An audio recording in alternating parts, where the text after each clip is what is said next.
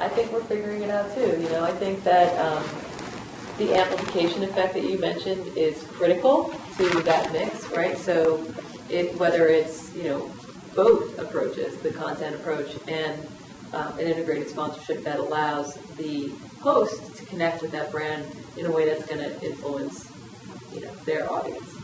I also think the messages are coming from more than just the sponsor. The sponsor's taking in a lot more content and information from their followers from social media. So it's not just about these 3 bullet points being, developed by the brand. Those are being developed in the context of social media as well. Yeah, and we also, it's really nice to be able to sort of point to, this headline or this video clip. When we work with sponsors on sponsorship stuff, a lot of times we'll make that video available for them to use other places too, which we did this with Sony with PSN, the PlayStation Network, when they launched. We had a really cool video sponsorship that we did inside of Dignation. But then, we worked with them to take that, and they actually ran it in banners all over the place, on Dig and lots of other places online.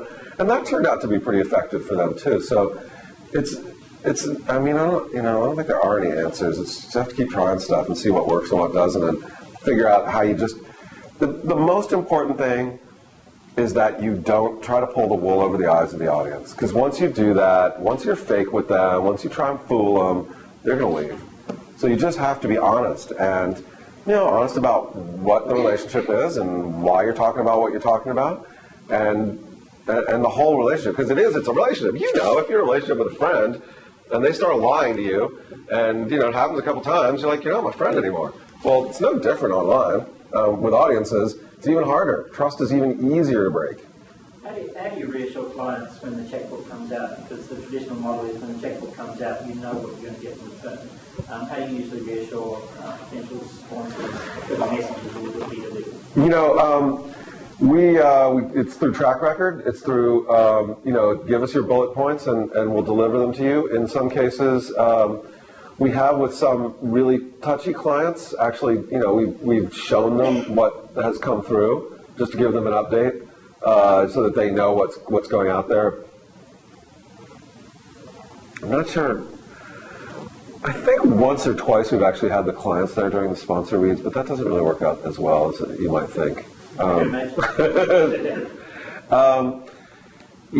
think it's a trust thing, and you start small and say, look, let's do it. I mean, I would, and since we're streaming this, I'm not going to show you anything, but I would encourage you to take a look at some of our show Film Riot, which is how to make independent film productions.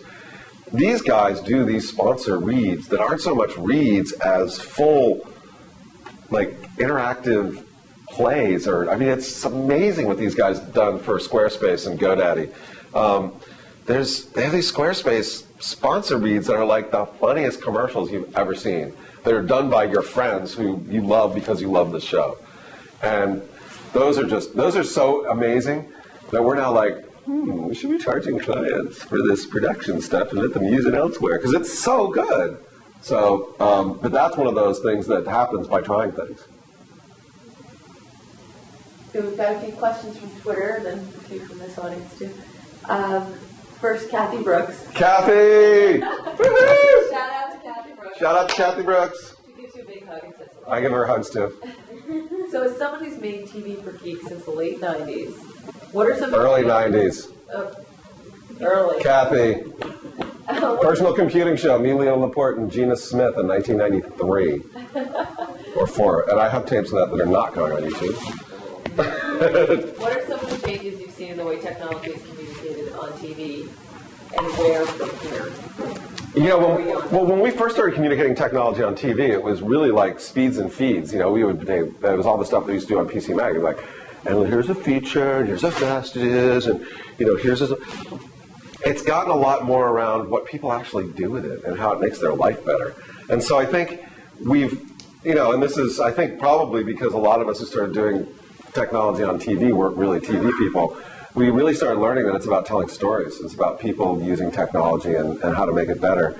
And it's also everywhere. In the early 90s, technology was this thing over here that you didn't really use that much.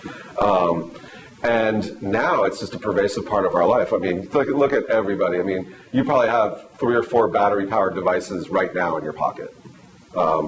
or one or two at least, full computers that are more powerful than anything that people really used in the 90s.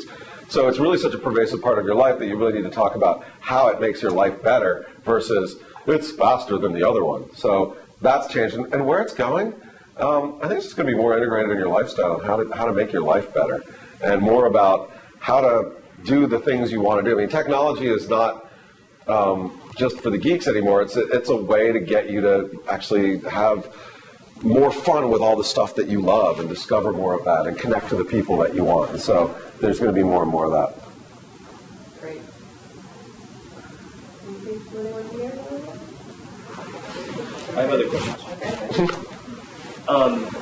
Do you find a double standard in the sense that a lot of times with influencer-sponsored, meaning when influencers are asked to sponsor, what I've found is that people generally don't want to talk negatively about a product. So if a sponsor goes to them and says, would you talk about our stuff, and they don't use it, they'll say no. But then when they like something, people blame them and say, well, you aren't giving two sides to the story as traditional journalists do. Does that ring true with your sponsor? Well, I think that's where you have to be really clear about something as a sponsorship. It's like, this is a sponsorship, and I'm going to tell you what that sponsor wants you to know. But you know, it hasn't hampered our hosts from actually being honest about those products or services. And I'll give you a good example. And you know, we have a year ago we had Zune sponsor and Dignation, and you know, we got Kevin Rose, Alex Albrecht. They believe they are the original. I'm a PC. I'm a Mac. Kevin's the total Mac. Alex is the total PC. And Kevin wasn't a big fan of the Zune. And Alex was, because he had one. So you know what? Kevin had said stuff about the Zune and continued to say stuff. You know, Alex was the one who actually talked about it and interacted with it and actually showed Kevin to try and change his mind. So setting it up like that can work. I think, you know, it's not like you're paying someone to go to, you know, SeaWorld to look at Shamu and hope that they write good things about it. It is very clearly a sponsorship. We are here because this is our sponsor. We will do that, and then we'll go back to being who we are. And so that's where I think you need to be clear about it. We do, you know, we've done Dignations on site. We did it on the Patron train. You know, those guys, I guess, like tequila because it was a good show. You know, we did a Dignation in Dolby's Laboratories, for example, and you know, these clients pay for that opportunity, but it doesn't keep them from saying, you know, I mean, Kevin, if Kevin didn't like tequila or got sick on it, I'm sure he'd say so. So it's a fine line you gotta walk, absolutely. Like we had, I mean, on TechZilla, a good example, we had Go to My PC on TechZilla or Go to My Assist or something like that, which is like this paid service where you have to spend, I don't know, 60 or 70 bucks a month for it. And Patrick was like, they're free alternatives to this. And we've covered them in the show. So when we do the sponsor read, I'll talk about it and I'll do the sponsor points, but I'm not going to wax enthusiastic about it. It was still successful for them. They still drove a lot of signups. It's good when it's like that. What's better is when the host is really enthusiastic about the product. So you kind of, in some cases, you roll the dice, because if you go to a host and they don't know about the product or the service and you sponsor, host is going to get to know it. They will, if they really like it, they're going to be more enthusiastic about it. If it's not something that they're really into, they'll just talk about it. And I mean, canned soda, for example. We had Dr. Pepper sponsor our shows. Some of our hosts don't drink soda. Some of them do. So we figure out how to work it in. But they're not out there bashing soda in the program. So again, it's all about being clear about who's paying for what. We have a few really good questions here on content development, and I thought maybe you could talk a little bit about the content mix on Revision 3, and then also where you see the content mix online moving. Some questions around how to take a niche audience and widen it online as well. So, you know, there is a lot of long tail content on the internet. So how, you know, what are the segments that are getting most popular? Where do you see that trending? So one of the things that I think one of the fallacies of internet video is that it's training wheels for traditional television. And if you think that you're going to create something here and that someday it's going to be on NBC, it's the wrong way to think about it.